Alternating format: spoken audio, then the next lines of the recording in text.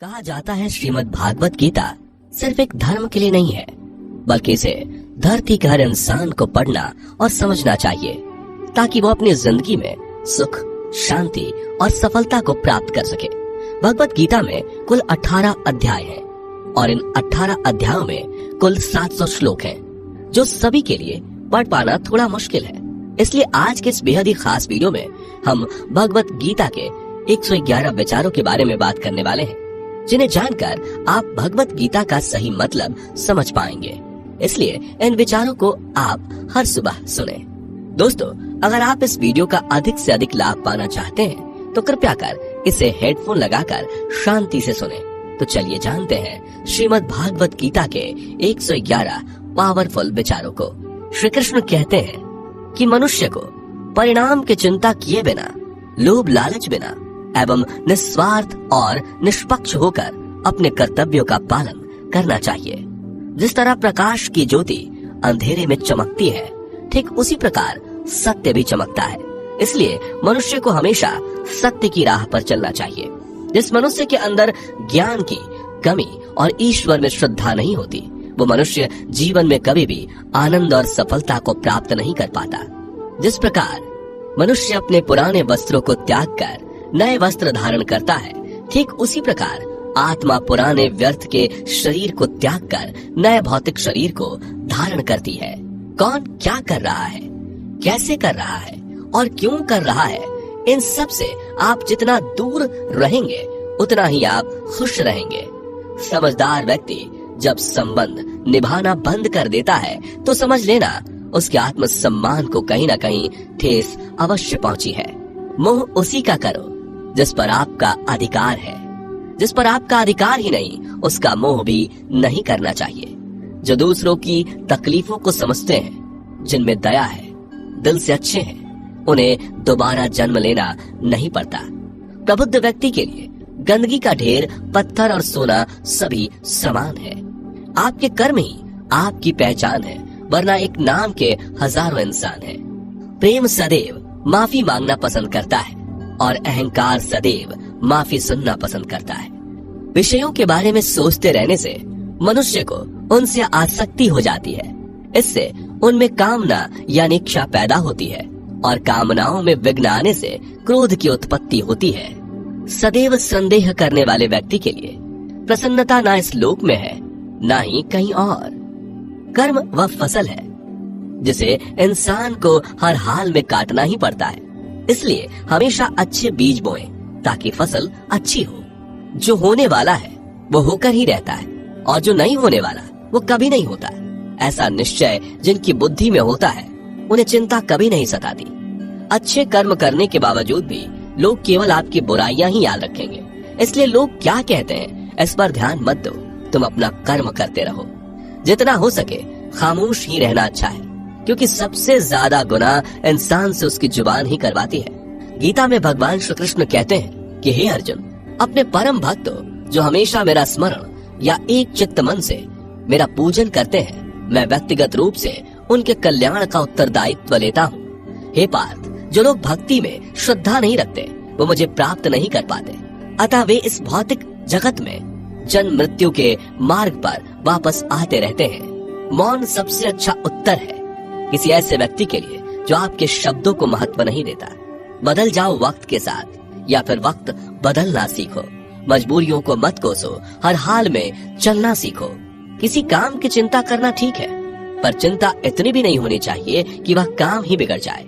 अच्छी नीयत से किया गया काम कभी व्यर्थ नहीं जाता और उसका फल आपको जरूर मिलता है। श्री कृष्ण कहते हैं कि मैं किसी का भाग्य नहीं बनाता, हर कोई अपना भाग्य खुद बनाता है। आप आज जो भी कर्म कर रहे हो उसका फल आपको कल प्राप्त होगा, और आज जो आपके पास है वह आपके द्वारा पहले ही किए गए कर्मों का फल है। मनुष्य नहीं, उसके कर्म अच्छे या बुरे होते हैं, जैसे मनुष्य के कर्म होते हैं उसे वैसे ही फल की प्राप्ति होती है। तुम्हें सिर्फ अपने कर्म करने का अधिकार है, किंतु कर्म के फलों के तुम अधिकारी नहीं हो। तुम ना तो कभी अपने आप को अपने कर्मों के फल का कारण मानो, नहीं कर्म ना करने में आसक्त हो जाओ।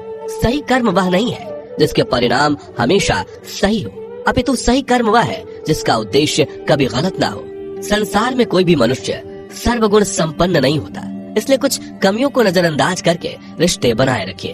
पूर्णता के साथ किसी और के जीवन की नकल करके जीने की तुलना में अपने आप को पहचान कर अपूर्ण रूप से जीना बेहतर है। जब भविष्य धुंधला पड़ने लग जाता है तब आपको अपने वर्तमान में ध्यान केंद्रित करने की आवश्यकता है। कोशिश कर, हल निकलेगा, आज नहीं तो कल निकलेगा। अर्जुन के तीर सा सद मरुस्थल से भी चल निकलेगा। जीवन की सबसे बड़ी गलती वही होती है जिस गलती से हम कुछ सीख नहीं पाते। जब हमारा मन कमजोर होता है तो परिस्थितियां समस्या बन जाती हैं, और जब हमारा मन स्थिर होता है तब परिस्थितियां चुनौती बन जाती है, और जब हमारा मन मजबूत होता है तब परिस्थितियां अवसर बन जाती हैं। मनुष्य की मानवता उसी वक्त नष्ट हो जाती है जब उसे दूसरों के दुखों पर हंसी आने लगती है। हे भारतवंशी, शरीर में रहने वाले का वध कभी नहीं किया जा सकता, अतः तुम्हें किसी भी जीव के लिए शोक करने की आवश्यकता नहीं है। समय यही सिखाता है कि जिंदगी किसी का इंतजार नहीं करती और ना ही किसी के लिए रुक सकती है। जिंदगी खेलती भी उसी के साथ है जो खिलाड़ी बेहतरीन होता है। दर्द सबके एक जैसे हैं, मगर हौसले सबके अलग अलग हैं। कोई हताश होकर बिखर जाता है तो कोई संघर्ष करके निखर जाता है। मनुष्य को अपने कर्मों से संभावित परिणामों से प्राप्त होने वाली विजय या पराजय, लाभ या हानि, प्रसन्नता या दुख इत्यादि के बारे में सोचकर चिंता से ग्रसित नहीं होना चाहिए। यदि आप अपनी गलतियों से कुछ सीखते हैं तो गलतियां सीढ़ियां हैं, और नहीं सीखते तो गलतियां सागर है। निर्णय आपका है, चढ़ना है या डूबना है। समस्याएं इतनी ताकतवर नहीं होती जितना कि हम उन्हें मान लेते हैं। कभी सुना है कि अंधेरे ने सुबह को होने ही नहीं दिया? गलतियां ढूंढना गलत नहीं है, बस शुरुआत खुद से होनी चाहिए। जरूरी नहीं हर बार आपके शब्दों को सही समझा जाए, इसलिए कभी कभी चुप रहना ही ज्यादा बेहतर होता है। जो जितना अधिक शांत होता है वो उतनी ही गहराई से अपनी बुद्धि का प्रयोग कर सकता है। निंदा से घबराकर अपने लक्ष्य को कभी ना छोड़े, क्योंकि लक्ष्य मिलते ही निंदा करने वालों की राय बदल जाती है। आपकी हार और जीत आपकी सोच पर निर्भर करती है, इसलिए मान लो तो हार ही होगी और ठान लो तो जीत ही होगी। सबसे समझदार और स्थिर बुद्धि वाला वही व्यक्ति है जो सफलता मिलने पर अहंकार में नहीं आता और विफल होने पर गम में नहीं डूबता। प्रशंसा हो रही हो तो ज्यादा सावधान रहने की जरूरत है। जीवन में कभी भी किसी से अपनी तुलना मत कीजिए। आप जैसे हैं सर्वश्रेष्ठ हैं। मनुष्य अपने विश्वास से निर्मित होता है। जैसा वो विश्वास करता है वैसा वो बन जाता है। जिसने मन को जीत लिया उसके लिए मन सर्वश्रेष्ठ मित्र है, किंतु जो ऐसा नहीं कर पाया उसके लिए उसका मन उसका सबसे बड़ा शत्रु बन जाता है। नकारात्मक विचारों का आना तय है, परंतु यह आप पर निर्भर करता है कि आप उन्हें कितना महत्व देते हैं। हमेशा याद रखना, बेहतरीन दिनों के लिए बुरे दिनों से लड़ना पड़ता है। जीवन में कुछ भी स्थायी नहीं है, इसलिए स्वयं को अधिक तनावग्रस्त ना करें, क्योंकि परिस्थितियां चाहे कितनी भी खराब क्यों ना हो बदलेंगी जरूर। संसार में परेशानी देने वाली की हस्ती कितनी भी बड़ी क्यों ना हो, पर भगवान की कृपा दृष्टि से बड़ी कभी नहीं हो सकती। प्रेरणा का सबसे बड़ा स्रोत आपके अपने विचार है, इसलिए बड़ा सोचें और खुद को जीतने के लिए हमेशा प्रेरित करें। जिसने मन को जीत लिया है उसने पहले ही परमात्मा को प्राप्त कर लिया है, क्योंकि उसने शांति प्राप्त कर ली है। ऐसे मनुष्य के लिए सुख दुख, सर्दी गर्मी और मान अपमान एक जैसे होते हैं। मुश्किलें केवल बेहतरीन लोगों के हिस्से में ही आती हैं, क्योंकि वही लोग उसे बेहतरीन तरीके से अंजाम देने की काबिलियत रखते हैं। कोई कुछ भी कहे, बस अपने आप को शांत रखो, क्योंकि सूरज कितना भी तेज क्यों ना हो, समुद्र सूखता नहीं है। जहाँ आपकी कोई कीमत नहीं वहाँ पर रुकना अनुचित है, चाहे वो किसी का घर हो या किसी का मन। जब कोई हाथ और साथ दोनों ही छोड़ देता है तब कुदरत कोई ना कोई उंगली पकड़ने वाला भेज देता है। उन्हीं का नाम कान्हा है। जो मन को नियंत्रित नहीं करते उनके लिए वह शत्रु के समान कार्य करता है। हे अर्जुन, व्यक्ति जो चाहे बन सकता है यदि वह विश्वास के साथ इच्छित वस्तु पर लगातार चिंतन करे। सिर्फ दुनिया के सामने जीतने वाला ही विजेता नहीं होता, बल्कि किन रिश्तों के सामने कब और कहां पर हारना है यह जानने वाला भी विजेता होता है। जो लोग बुद्धि को छोड़कर भावनाओं में बह जाते हैं उन्हें हर कोई मूर्ख बना सकता है। वक्त से पहले मिली चीज अपना मूल्य खो देती है और वक्त के बाद मिली चीज अपना महत्व। मनुष्य को अपने कर्मों से संभावित परिणामों से प्राप्त होने वाली विजय या पराजय, लाभ या हानि, प्रसन्नता या दुख इत्यादि के बारे में सोचकर चिंता से ग्रसित नहीं होना चाहिए। आत्मा पुराने शरीर को वैसे ही छोड़ देती है जैसे मनुष्य पुराने कपड़ों को उतार कर नए कपड़े धारण कर लेता है। जैसे जल में तैरती नाव को तूफान उसे अपने लक्ष्य से दूर ले जाता है, ठीक वैसे ही इंद्रिय सुख मनुष्य को गलत रास्ते की ओर ले जाता है। आपका विश्वास एक पर्वत को भी खिसका सकता है, लेकिन आपके मन का संदेह दूसरा पर्वत खड़ा कर सकता है। हमारा खुद पर विश्वास होना बहुत ही जरूरी है, क्योंकि हम अपने रास्ते पर खुद चलते हैं। वक्त कभी भी एक जैसा नहीं रहता।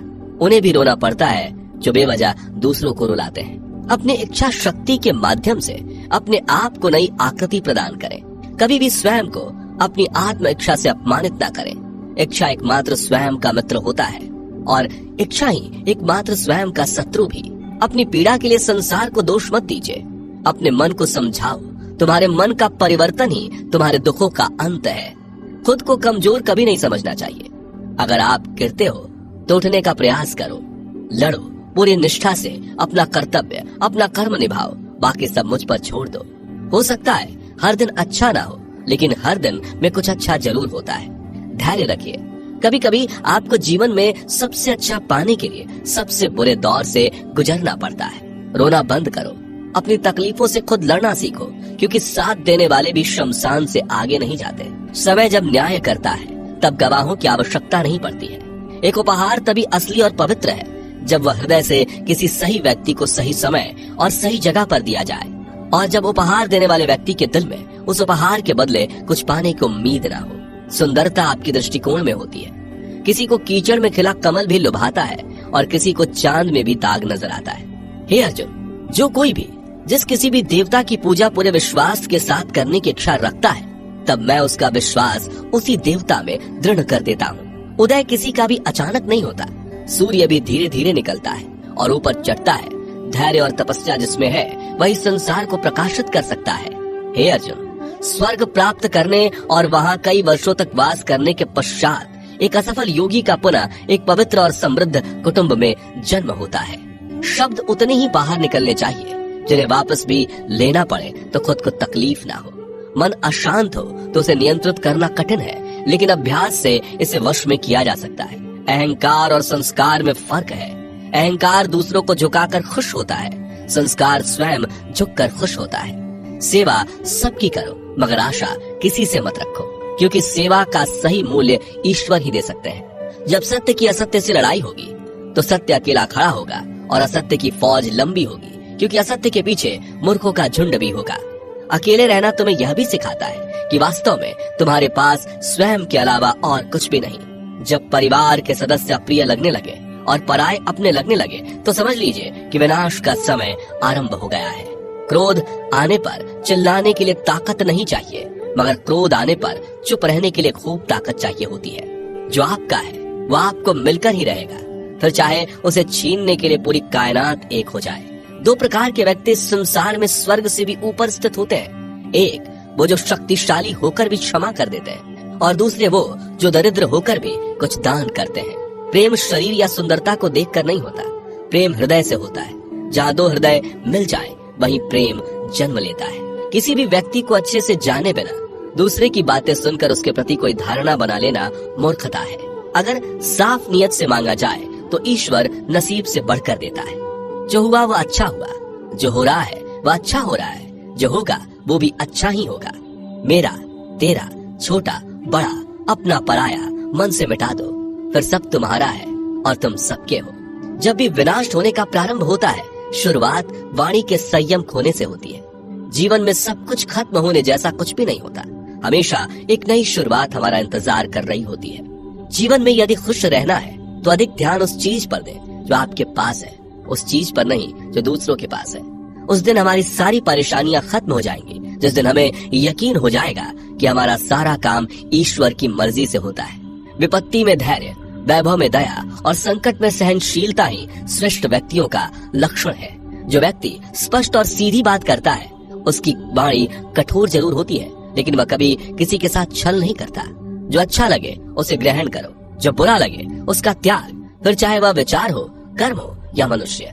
बुराई बड़ी हो या छोटी हमेशा विनाश का कारण बनती है, क्योंकि नाव में छेद छोटा हो या बड़ा नाव को ही डुबो देता है। अपने परम भक्त जो हमेशा मेरा स्मरण या एक चित्त मन से मेरा पूजन करते हैं, मैं व्यक्तिगत रूप से उनके कल्याण का उत्तरदायित्व लेता हूँ। जो दान बिना सत्कार के कुपात्र को दिया जाता है वह तमस दान कहलाता है। परिवार और समाज दोनों ही बर्बाद होने लगते हैं जब समझदार मौन और नासमझ बोलने लगते हैं। आप वापस नहीं जा सकते और शुरुआत को नहीं बदल सकते, लेकिन आप जहाँ हैं वहीं से शुरू कर सकते हैं और अंत को अवश्य बदल सकते हैं। जब उम्मीदें टूटने लगे, कोई रास्ता दिखाई ना दे, तो एक बार भगवत गीता की शरण